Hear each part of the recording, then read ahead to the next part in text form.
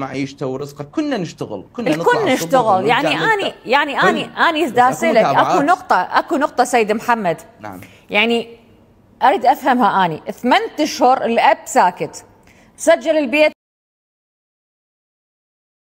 مواضيع كبيره جدا وجوبا ان نوضحها للناس، لان هاي القضيه اخذ صدى كبير جدا، صدى اعلامي على مستوى اغلب دول الخليج، ما نقدر نقول كامله، وحتى المنظمات الحقوقيه العالميه وحتى الصحف العالميه. هناك متابعه شديده لهاي القضيه، لان هاي القضيه هزت الانسانيه، هزت عروش الانسانيه، قضيه مو عاديه. بخصوص قضيه الطفل الحدث المجنى عليه موسى ولاء الكعبي الله يرحمه. الله يرحمه. هي والدته مطلقه من زوجها ولاء سنه 2011، ولم تتنازل عن الحضانه، تنازلت عن كل حقوقها، والطلاق كان خلع، وانا عندي كل الوثائق هذه موجوده. طلاق كان خلع، ولكن ما تنازلت على اولادها، بقوا يعيشون في رعيتها على حسب الاصول لحين بدايه شهر العاشر 1/10/12 حسب ما حكالي الاخ الكبير لموسى اللي هو البالغ من العمر 11 سنه، موسى 7 سنوات. 1/10 اي سنه؟ 1/10/2022. 2022 اجى الاب اخذهم بحجه الاصطحاب وياه كمشاهده الاب لابنه هاي الامور. اخذهم بعد ما رجعهم، الوالده حسب ما حكت لي وعائلتها والدتها حكوا لي بالموضوع، راحوا وسعوا وما ادري شنو، ما رجعوهم، فبقى مصر، صارت هناك تهديدات ومشاكل فيما بينهم. المهم بقوا يعيشون مع ابوهم. بدا التأنيف حسب كلام احمد اسال الله ان يحفظه، عقله اكبر من عمره، فطن، دقيق بالملاحظه، جدا دقيق وجدا ذكي. من حكيت وياه اللي هي يوم الجمعه، امس انا كنت يمهم، حكيت وياه، حكى لي التفاصيل، قال بعد يومين صار بلش بينا التعذيب، بلش بينا التعنيف. قبل احنا فرق بين التعنيف وبين التعذيب. تمام. التعذيب اللي هو اشد مراحل القسوه. المهم بلش بيهم، يقول اني من شفتها ما قامت تطلع وياي مرت ابويا على حسب الاصول، بعد خضعت الامر الواقع، شبعت كتل، بقيت اسكت. اخويا بقى يعاند اللي هو موسى، بقى يعاند بعض يعني المفاهيم. بدا التعنيف من تاريخ 4/10 لحين ما وصل لمرحله يعني التعنيف بشكل لا يطاق، لحينها بتاريخ انا كاتب التواريخ بالضبط، يعني شهر الخامس 20/5/2023 الساعة ب12:30 الظهر، موسى الله يرحمه انهزم من البيت. البيت كان به حضور والده. تمام. آخر مرحلة اللي وصلت زوجة الأب اللي هي المتهمة عذراء الجنابي أخذت جقارة من جقاير أبوه، شوت بيها الطفل طلع بالشارع، راح على مطعم، اكو مطعم يمهم بالمنطقه، وهذا الشيء موجود بالفيديو بالضبط، ابو الفلافل. طيب هذا الفيديو موجود يوثق كل الحالات اللي صارت. زين، خلي اتوقف. نعم. كونك انت المحامي سيد محمد، انه الام تنازلت والاب اخذهم يوم 1/10/2022. تمام. لكن الأمة تنازلت، الأمة تنازلت. نعم. طيب يعني هاي الوثائق عندك، الأمة تنازلت. زين، أنا سمعت يعني أثناء المقابلات والده ولاء يقول إنه الأم ذبتهم علي عمرهم 6 أشهر، إذا كان أصغر واحد هو الله يرحمه موسى، والكبير 11. في سير التحقيق هناك أكو أمور وجوبا أن تكون غامضة لحين وصول إلى نتائج معينة، ولكن أكو مراسلات تثبت صحة كلامي، وأنا صحة كلامي مأخوذ من أهلها بالضبط، إضافة إلى المراسلات بها تهديد وبها وعيد وبها كلمات كلش مو حلوة. على كلام أحمد اللي هو شقيق الأكبر للمجنى عليه موسى، حكالي سرد لي تفاصيل دقيقة جدا، ممكن هاي نعرفها سردها أكثر؟ أمام القضاء. يقول بدأ التعنيف من تاريخ 4/10 عندنا، يقول اني 5 أيام 7 أيام شبعت كتل، بعد خضعت امام امر الواقع، شفت هاي المرة مو مال عناد، عفتها هيك حكى لي اياها بالحرف الواحد. موسى قام يعاند، قال قلت له زين شنو سبب العناد؟ قال يريد يرجع لامي. قال هذا الحكي من اخذنا ابونا بعد ما رجعنا نهائيا، حتى في دورة يعني راس السنه وكذا، واكو فيديو توثيقي في السنه السابقه اللي هي قبل لا ياخذهم، اكو فيديو توثيقي محتفله العائله في بيت الجد اللي هو في بيت والدته سارة قيس. بدا التعنيف، بدت المراحل من التعنيف تتطور لحين ما مثل ما وضحت لكم بتاريخ 20/5 حسب ما اذكر 2023 انهزم من البيت الساعه 12:30 وراح لابو الفلافل. ابو الفلافل رجل وثقه وموجوده الفيديوهات، واتصل بالشرطه. اجت نجده الشعله اللي هي بحضور المفوض حيدر وبحضور ملازم اول احمد شهاب حسب ما اذكر، ملازم اول، وموجوده. اخذوا تعهد، رجعوا الولد لابوه، ابوه كان موجود بالبيت، اخذوا التعهد. زوجة الاب ما انطت تعهد، ما وقعت. الوقع على التعهد فقط اللي هو الاب. هاي قبل الحادثه بايام. الولد مزورق، الولد عنده اضرار وعنده كدمات جدا قديمه. زين يعني الشرطه المجتمعيه، كونك محامي، الشرطه المجتمعيه من اجتي والطفل هو راح لابو الفلافل الساعه 12 بالليل اعتقد، اجتي الشرطه من 12:30 الظهر الظهر عفوا، من اجتي الشرطه. المفروض الاب مسؤوليه كبيره عليه، المفروض الشرطه تجي تاخذ الام عذراء مرت الاب تحبسها اذا هي ما وقعت تعهد. اليوم يعني حتى الكل دا يحمل والد الطفل والمدرسه اللي بالفعل، يعني اكثر الفيديوهات اللي طلعت المدرسه المفروض تشوف هذا طفل معنف، جقاير، اظافيره، كدمات، ضرب. مسؤوله منه؟ مسؤول المدرسه، مسؤول الشرطه المجتمعيه، مسؤول الاب اللي بالفعل يعني اني او الناس البقيه يقولون انه هو بالفعل مو بريء الاب. والله كثير اصابع الاتهام تتوجه له، ولكن اللي اجت نجده الشرطه، ما اجت الشرطه المجتمعيه. المفروض من دور القوات الامنيه كمفرزه تابعه للنجده تتصل بذوي الاختصاص اللي هي الشرطه المجتمعيه. الشرطه المجتمعيه المفروض تتخذ اجراءات، ولكن ما تم الاتصال بها، اكتفوا فقط بالتعهد من الاب، وهذا هو الاخفاق. وهاي الاخطاء اللي صارت بقت متراكمه. اما اني هم سالت احمد ليش ما اتصلت، ما عندهم تليفون. قال انا بامكاني اتصل بشرطه المجتمع لكن ماكو تليفون، حبيسين البيت. يعني عاشوا معاناه صعبه جدا. هاي الامور تراكمت، اضافه الى موضوعه المدرسه. المعلمه حسب ما وردني من معلومات حاضره لادلاء بشهادتها من الممكن، يعني حسب ما وردتني المعلومات، ما متاكد منها. ولكن خلينا نحكيها واقعيا سيدتي الكريمه، احنا بمجتمع اليوم المدرس او المعلم اذا حاسب الطالب، وهاي صارت عندنا من بعد 2003 لهاي اللحظه، راح تقوم التفق وراح تقوم السكاكين وراح تقوم القامات. وهاي بالامتحانات الاخيره مال البكالوريا كثير من مدراء المدارس تعرضوا حتى الى الطعن بالسكاكين. هنا هي مشكلتنا، ماكو تعليم مثل تعليم قبل. الاب اللي هو المعلم هو اللي يعلمك. ليش يسموها تربيه وتعليم؟ يربي ويعلم. لذلك احنا جينا يفرق عن الاجيال اللي اجت بعدنا. صحيح. يعني حقيقه احنا ما نشمرها بياخه المعلم او كذا، احنا هذا الشيء معروف. اضافه الى ذلك الحدث المهم اللي صار اللي هو سكوت الاب. يعني الفتره اللي قستها من سحب الاطفال من قبل الاب الى فتره ارتكاب الجريمه اللي هي ما يقارب 8 اشهر. 8 اشهر انت ساكت ليش؟ لا حد يقول لي ملتهي بعيشتي. شهور الاب ساكت، سجل البيت باسم زوجته، باسم عذراء الجنابي، انطاها وكالات.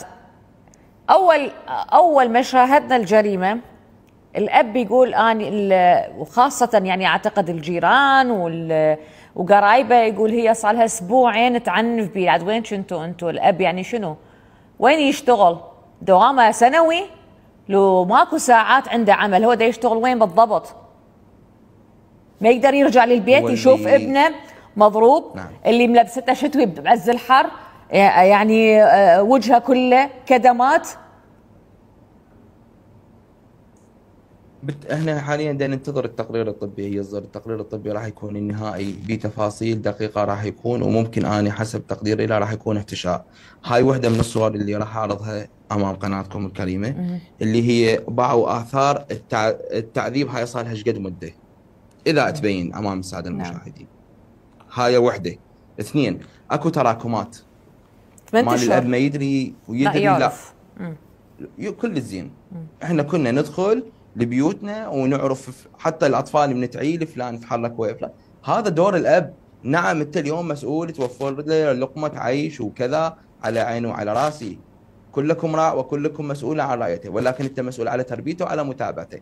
هذا الاثار الموجوده من خلال خبرتي انا كمحامي، عندي باح بالقضايا الجنائيه كلش قويه، ومن خلال علاقاتي مع اطباء مختصين بهذا الموضوع، وعرضت لهم هاي الوقائع الموجوده عندي، ثبتوها. حتى الطريقه انا راح اجي هسه على الطريقه، هي طريقه القتل. هنا انتقلنا من التعنيف قام ما يبرد قلب المتهم حقيقه، وصلنا الى مرحله التعذيب اللي هي ابشع واقذر طرق التعذيب.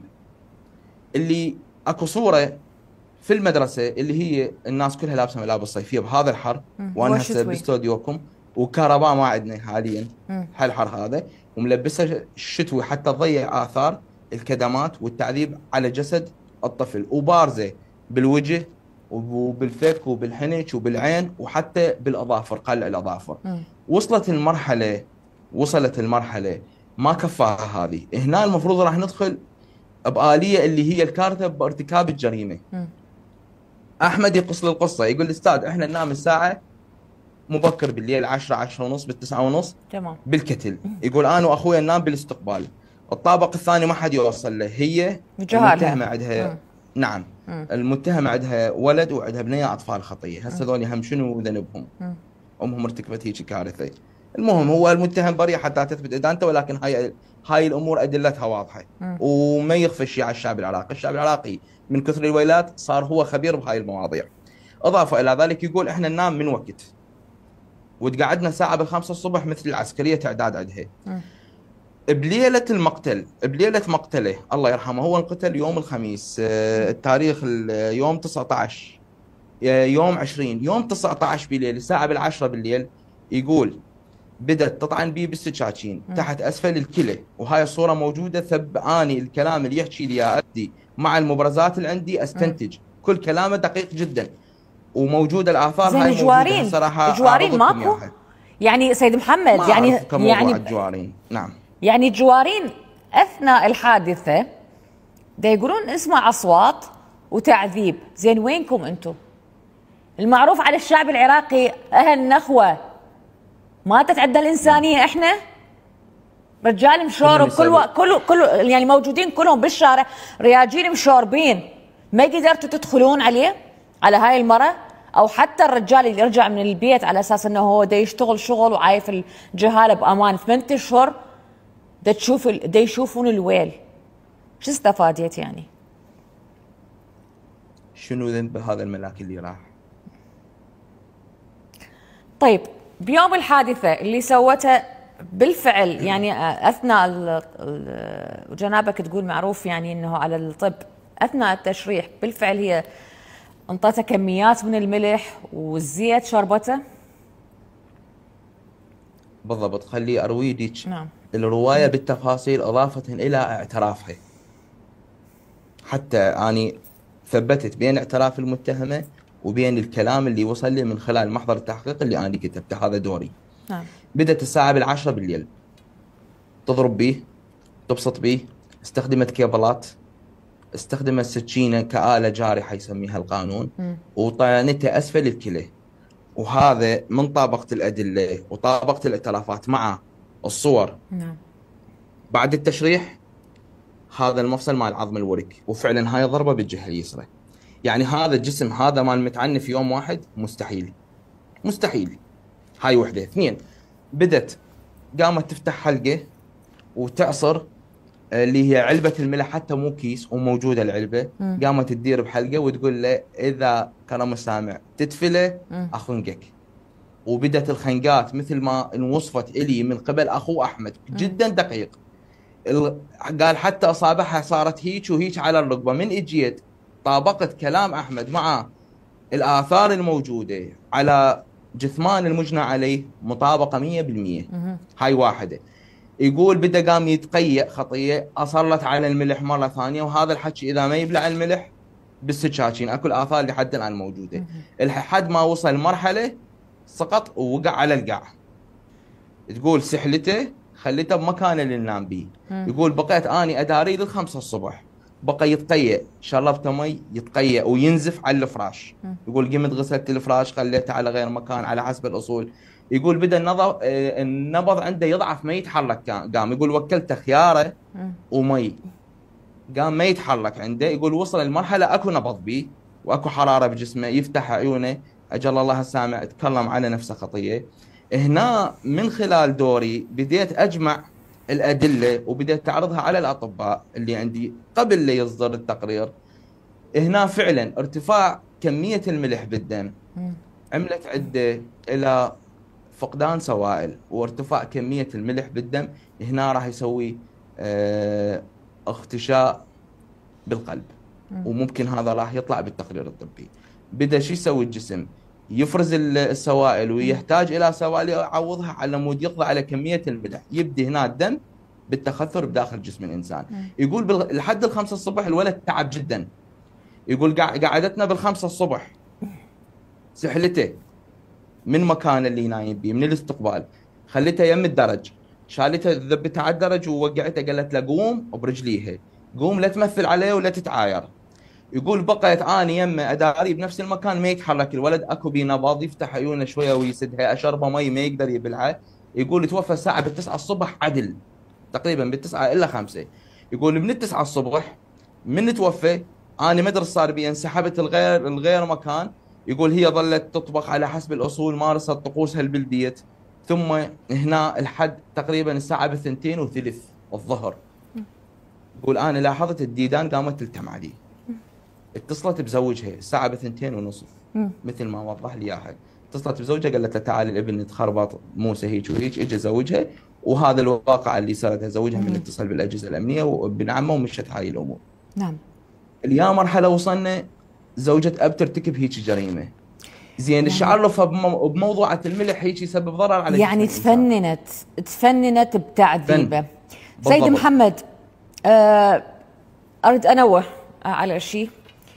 الاتصالات راح تكون مفتوحة ونريد ردود الافعال من المواطنين اللي بالفعل يعني العتب على المدرسة هذا ثاني شيء، لكن الاب اللي تشوف ابنك 8 اشهر وهو قبل اسبوعين ضاربته صاحب مطعم فلافل اللي طلب الشرطه والشرطه اللي جتي والقت القبض عليهم، اللوم المن؟ على الوالد اللي مستغربين بالفعل الجوارين اللي احنا ارجع واقولها احنا الشعب العراقي النخوه يعني كنا قبل اللي البيت اللي ينصاح به بالضبط الناس والجوارين كلها تركض. اليوم احنا موسى الله يرحمه اخو الضحيه ايضا نحكي. السلام عليكم. ابوك من يجي مثلا يشوف اثار بيك وباخوك ما تضرب ما يسالكم هاي منو ضربكم شنو الموضوع؟ لا ما يسالنا. يعرف هي تعذبكم؟ سيدي حتى كم مره ضربتنا وضربنا قدامها. هو يرد يضربكم اليوم مره ثانيه؟ هنا اريد اسالك سؤال. خلينا نجي لسالفه ابوك خابرتوه جاه واخوك ميت متوفي الله يرحمه. شنو اللي صار بين الام والاب؟ الام سيدي كانت قاعده على الدرج، هو اجى لا شافه ولا داسه ابد، باوع عليه هذا الطفل ميت. هي بكل برود وبكل صلافه يلا عاد روح دفنه. ايش تسوي له بيده؟ يلا عاد روح دفنه. وجاء شاف ابنه الدود ياكل بيه، ايش سوى؟ ما سوى شيء، كل برود يمثل عقد بروحه وقعد انا دابكي عليه ودمعه ماكو، والله دمعه ماكو، والله وجلد. شنو هذا اخوك؟ شو يعني الام تقتل بيه والاب هيك يعني شنو السبب؟ السبب سيدي على شغلات بسيطه يعني عنده شيء مسوي شيء لو وقع؟ لا سيدي لا حال احنا حالنا حال اي جهال، اي بشر ناكل ونشرب، بس الا هنا انا ابغى بيتها هي ببيتها. جهالها الاثنين البقيه هم كانت تضربهم؟ لا سيدي معاملتها وياهم تختلف عن معاملتنا. هذا اللي صار هسه والتعذيب، بدي اسالك انت قريب على الحدث، شنو سببه؟ مثلا تكره امك؟ شنو ليش؟ اي سيدي تكره امي حيل حيل حيل. تباوعين هاي الثقوب، هاي منو سواها؟ استاذ هي هاي المقتله، هاي شو اسمها مال الظهر يحكون بها الظهر الخشب. منو ضربه؟ انا استاذ. كم ضربه ضربتي؟ ما اعرف استاذ، ما حسبتها. يعني ايش قد تقريبا؟ وايد. زين، راح اشوفك اللقطه الاخرى. هاي الصوره شوفيها. نعم استاذ. هاي وين الضربه مالته؟ هاي استاذ انا ضربته بالشفشر. بالشفشر؟ نعم سيدي. وبعد؟ بس بالشفشر. هذا الطفل من ظليتي تقتلين بيه وتطعنين بيه ما استنجد بيك؟ ما قال لك مو يصيح لك ماما هو؟ نعم سيدي. يقول لك ماما لو لا؟ نعم سيدي. ليش ما توقفتي عن الضرب؟ وصلتيه للموت، خليتي الدود ياكله. زين، وهاي اللي براسه؟ هاي سيدي قلت لك بالجامعة كانت مفطورة الجامعة مال الباب. ايه. وضربته ضربة قوية وراح عليها، يعني ما كنت أنا حاسبة إنه هو راح يروح على الباب وينشق راسه. بعد شوفنا، خلي تشوف شو مسويه بيه للطفل. هاي هنا أنا ضربته أستاذ ضربة همات كان قوية يوم الأربعاء، ووقع على الحائط حيل يعني بس من وقع على الحائط رجع بالقاع حمى انضرب. هو انضرب؟ أستاذ هي من شدة الضربة انضرب ضربت يعني. هذا التعذيب اللي صاير بجسمه، اكو احد شاركك بالتعذيب؟ لا سيدي. انت وحدك استخدمتي الملح، دبيتي على عينه وحاولتي توكليه، واستخدمتي السكين بطريقة التطبير، ضربتي مو طعن، واستخدمتي الآلة الخشبية اللي طعنتي بيها، هاي موجودة بإيده 31 طعنة، واللي هنا برجله وكذا. أحد غيرك طعنه هاي الطعنات وعذبه؟ لا سيدي أنا. أنت وحدك. زين، قتلتي تعذيب لو قتلتي ضربة واحدة ومات؟ لا استاذ عدة ضربات عدة ايام ضربته. جاوبيني على السؤال، تعذيب لو تعذيب. زين، لحد هاي اللحظة وهاي الصور البشعة اللي دا نشوفها اللي احنا متألمين بيها، ما شفنا عندك لا ندم